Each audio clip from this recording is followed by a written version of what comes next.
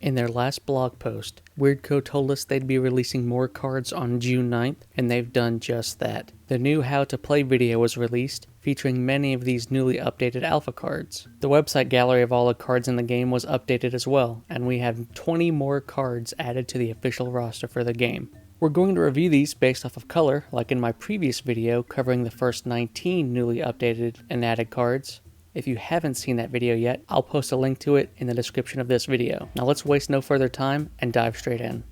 We're looking at red first, and we're starting with Swordwise Hustle. This card previously had no effect, but had 5 power. We can now see that this unit lost 2 power, but has gained an effect. Now you can draw 1 card when this unit attacks, while it has 5 or more power. This seems like a pretty solid card for red, and when paired with cheap gear like Mantis Blades, she can hit the previously held 5 power mark and can now draw you a card when attacking. The only drawback I see with this card is that it's now a target for removal by that Royce unit. Despite this, the whole idea is equipping her with some gear to get her to that 5 power mark anyways, which would put her out of Royce's reach. Just use caution when playing her early to the field when you're going against red, and be prepared for that Royce play. Moving on to the big bad of red, we've got the Armored Minotaur, who has some dramatic changes. Firstly, it's dropped the Armored from its name, so yeah. Okay. Second, it has increased in eddy cost from 6 to 7, which sounds minor, but it's actually kind of a big deal because that's a whole extra turn it has to wait before it can hit the board, which slows down aggro strategies that use this card, so that's a bummer. What's not a bummer is that it's now only a 2 red ram requirement, as opposed to the previous 4. This now brings it in line with those other late game cards in the other colors that we've been given thus far that all only have a 2 ram requirement. The Minotaur's effect is still the same as before in that you're defeating a rival unit with 5 or less power. However, instead of needing at least 12 street cred to do this, you have to have more street cred than your opponent, which goes in line with red's desire to have maximum gigs and street cred. Going from our most expensive red card to our cheapest to play, we have Mantis Blades, which is still the same old solid gear card as before, but this time it has even more badass artwork. Satori is the other piece of red gear, and thank God it's gotten some love. It now gives the equipped unit plus 2 power instead of just plus 1. Back in the alpha format, I felt this card needed to have at least 2 power to be in line with the other powerful gear cards like Mantis Blades or Zetatech Faceplate and Dying Knight. 1 power may not seem like a big deal, but it does get our Swordwise Hustle up to that 5 power mark now. And they pair great together because now for a 5 eddy investment, you can attack and defeat a rival unit and then draw 2 cards, which is a huge value for you. Let's now shift into yellow here. Hold on there, Rare Totem. We've got one more card in red to look at here, and it's one that they added in a little bit later in the day after you had already written this script out. We're looking at a new red program. All is Lost is a 1-cost program with a 2 red ram requirement. It's a very simple ability, trash 3, meaning discard the top 3 cards of your deck to your trash, and then you add a unit from among them to your hand. Now I'm very excited for the implications that this card's ability has. It's a great way to cycle through your deck. It's a great way to search for a unit you need right then and there. It's beautiful for setting up any kind of trash recursion cards that we're going to get in the future. So, yeah, this thing is going to be gas. I have a feeling about it. This card is going to be a mandatory 3 of in any red deck, I think. I don't know, we'll have to wait and see, but I might be jumping the gun here on this one, but any card that does something like this, and for only 182, that's just a lot of value, I think. Yeah, I'm excited for it. That's really all I have to say about it. Looking forward to it. Yay! Let's now shift into yellow here, and keeping on the topic of altering power, we can see our beloved Bombus has returned to the game, but with 0 power now. It still maintains its blocker ability, so it's very useful for that effect, but now it has no power whatsoever, and I think that does help lower the dominance that yellow has held on the game thus far. In the alpha format, this card would be very annoying to see as you'd play your 1 power attacker turn 1, and then they would just wall you with this their first turn, and you couldn't do anything about it until you get geared to attack over this thing, which would severely slow your tempo. Now you don't really have to worry about that. This thing is just going to die as soon as it eats an attack no matter what. It's still useful, of course, for stopping these attacks like I said, but it's not as annoying of a wall to climb as it was before, and I'm perfectly fine with that when it comes to yellow cards. Moving down the line, we have our first of 2 new cards revealed, the Off-Duty Malfini. This card is a 4-cost, 5-power unit with a 2 yellow ram requirement, and an ability that I like a lot, but I have a slight problem with. When it is played, both it and a rival unit are spent. This is a very solid control ability, and that is my problem with it. Why isn't this on one of the blue units? Us blue boys need more control elements, and you're going to give this one to yellow, of all colors? I'll choose to ignore this minor offense, as I don't want to spoil the good mood I'm in because we have all these new cards. In any case, I do like this card a lot, and it has a very fun and devious control ability, so it gets the rare totem stamp of approval. Now from one yellow unit to the next, we are revisiting the newly upgraded T-Bug. T-Bug's cost has increased by 1 and has lost 1 power. Sounds like a nerf, but T-Bug is now equipped with an ability. Upon defeat, you can look at all friendly face-down legends. You may then call a legend for free, provided you haven't already done so this turn. Now this is a pretty strong ability in my opinion, and highlights T-Bug's power as being a good early game unit for yellow. Early in the game, when players have scant few eddies to work with, getting the most value out of your plays is crucial, and T-Bug can help get an edge by being played early on in the game, maybe steal a gig, maybe 2, and then be defeated by a rival unit, which will trigger the ability and let you call a legend for free. Now, calling during your opponent's attack is already a thing, but it costs you 1 eddy to do so, and many times players end their turns with no eddies left, as you typically want to get the most bang for your buck during your turn. Now T-Bug here will let you get a free legend call when you're broke, which is a nice bit of value at the cost of losing this unit, which you're going to end up having to lose anyways when you're attacking with it because it's weak. I do like this change, and while it seems like it's not that big of a deal as it's cheap to call legends right now, I do think this ability will be used many times early on in games to help get legends online even faster and more efficiently than those that aren't playing yellow.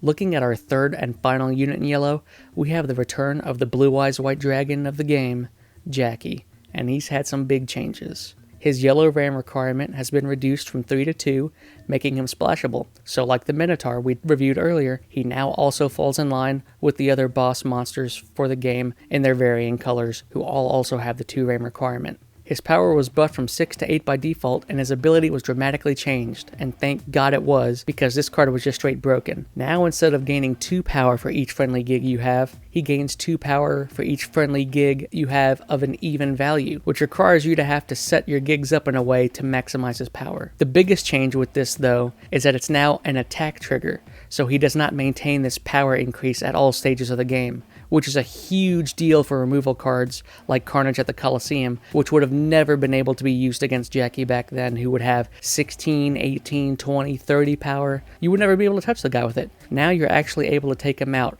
So good job, Weird Co. You get a second rare totem stamp of approval with that.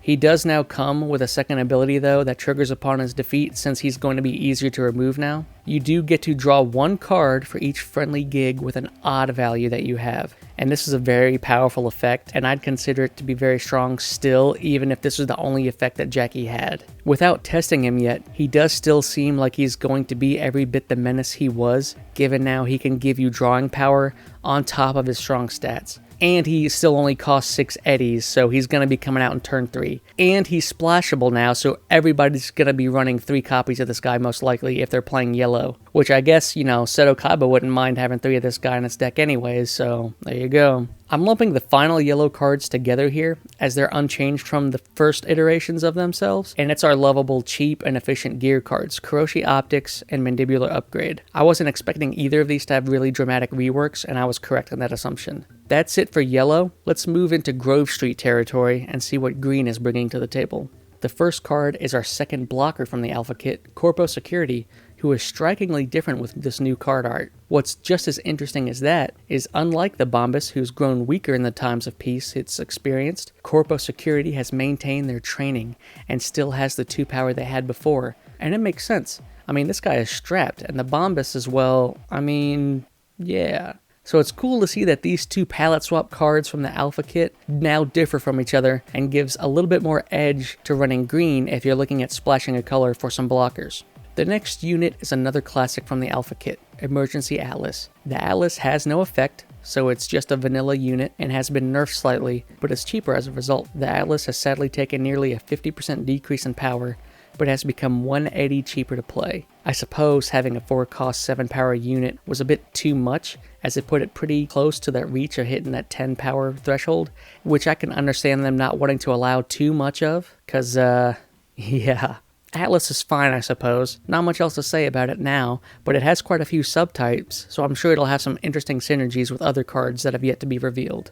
Alright, we're looking at the Lone Gear card in green, who has made its return, Sandevistan. Sandevistan maintains the 3 eddy cost and RAM requirement, so it requires strong investment into green currently. The ability has been altered this iteration though. It's been brought down from 3 power to 2 to match the power boost of the similar tiers of gear in the other colors. The ability it gives the equipped unit also has been changed. Instead of allowing the equipped unit to attack a spent rival the turn it is played, it now readies the equipped unit at the end of the turn. So this gear can essentially give your unit vigilance for you Magic players out there. That's all well and good, but what I'm more interested in is exploring the combos that this card can have with the legends it can be equipped to, because it can ready those legends at the end of your turn as well. So if you have a legend with a particularly powerful ability that it uses when it's spent, you can spend it on your turn and then have it ready at the end of your turn and then spend it again during your opponent's turn. I think this has a lot of potential to be used primarily with getting extra usage out of your legends as opposed to just putting it on units. I could be wrong with that, but I just feel like there's a lot more interesting potential with using legend abilities multiple times like that.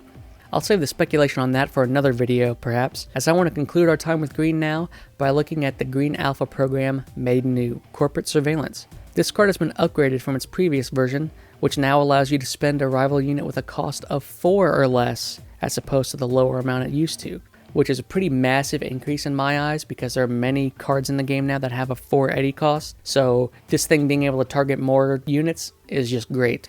Now speaking of cards that are great, let's take a look at our blue cards and what they have to offer in this update. Evelyn Parker makes her return with some significant changes. She maintains her 2 eddy costs from before, but now is a 3 blue RAM requirement, so you have to invest heavily into blue right now to play her. It seems she had a deal made with Hanako, as she's given up her 1 point of power, and now has 0 like Hanako used to.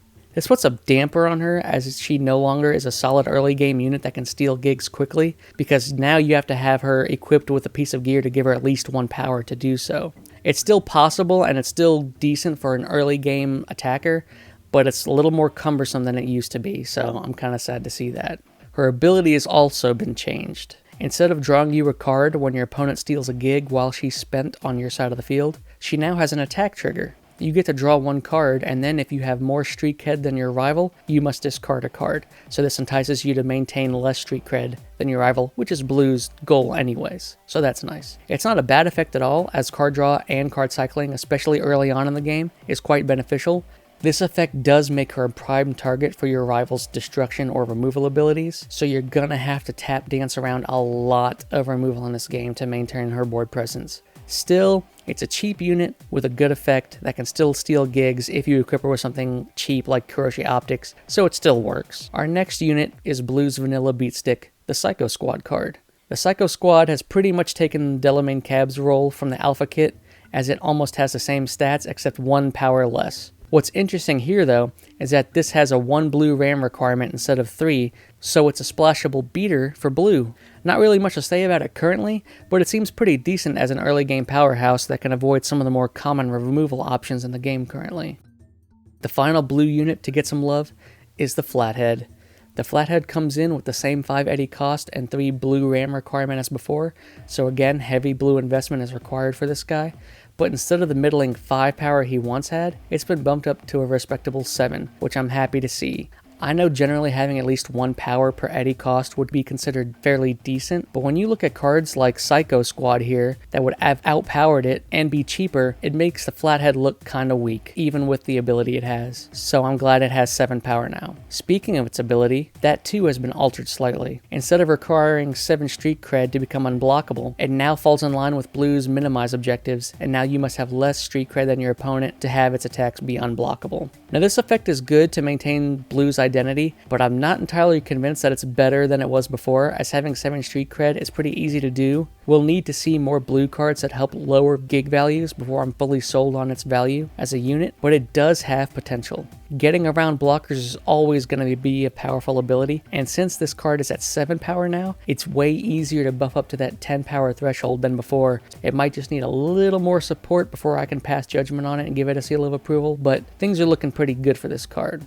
The next card we have is our signature gear card for blue, Dying Knight. And I won't lie guys, I'm very torn on this card. It's still very strong, but it's just not the same. Dying Knight is still a 2-cost gear card that boosts a unit by 2 power, which is great. And now also only has a 2 blue ram requirement, which makes it playable in other decks now, which is also great. What's not so great is that it's lost the ability to defeat a rival gear card that costs 2 or less when the equipped unit attacks. Now, this removal ability was so powerful for control, especially with Zetatake Faceplate being all over the meta right now, and this card was the only way to remove it from your rival's legends. So, I'm sorry my fellow blue boys, but it looks like we've taken a major L in this update.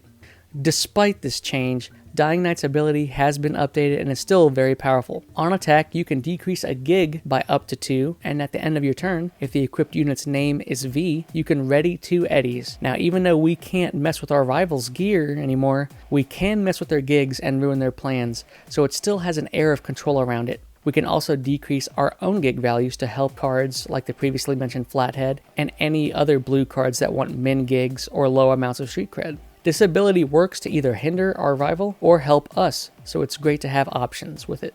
Not only this, but it has that flavorful second ability in that if you've equipped your V with their weapon, you can ready 2 eddies at the end of your turn, setting you up for a quick play during your opponent's turn, which is amazing for control decks. Also, I see what you did here, Weirdco, and don't think I don't. Letting blue players end their turn with 2 untapped resources in play and passing to their opponent? Yeah, it seems a little bit familiar. Anyways, we're down to our last card of the video, and that's our old friend Floret. Floret's cost has been reduced to 1 from 3, and it's been given a new effect entirely. It's a quick ability now that gives a rival unit -1 power this turn. You then get to draw 1 card. It can certainly be used to catch your rival off guard when blocking one of their attacks, or when they try to attack you. You can reduce the power of a 10-powered unit down to 9, preventing them from stealing 2 gigs. You also get to draw a card at the cost of only 1 eddy, which is also great. And combining the 2 effects together makes a pretty decent card. Though personally, I was a huge fan of the old Floret because it's such a major tempo loss for your opponent when they have a card bounced back to their hand and they have to replay that unit and then play any gear cards that was equipped to that unit again. Perhaps that ability was too strong for such a cheap program. Hopefully we see it again in another form down the road, but yeah, kind of sad about it, but you know, it's still good for what it is. So all in all for blue, we've got some powerful new abilities and had to say goodbye to a few other powerful abilities, so it's a bit of a mixed bag overall for me on how I feel about these reveals, although I'm more on the side of being pleased versus disappointed. Overall, I'm very optimistic about the game as a whole, especially seeing all of these alpha cards come back with new and interesting mechanics, which further showcase the levels of depth and interaction that this game is going to have upon launch. I'm very excited to see what the next wave of spoilers will entail, and you can count on me making another video covering them as soon as that happens. Until then, this is Rare Totem signing off.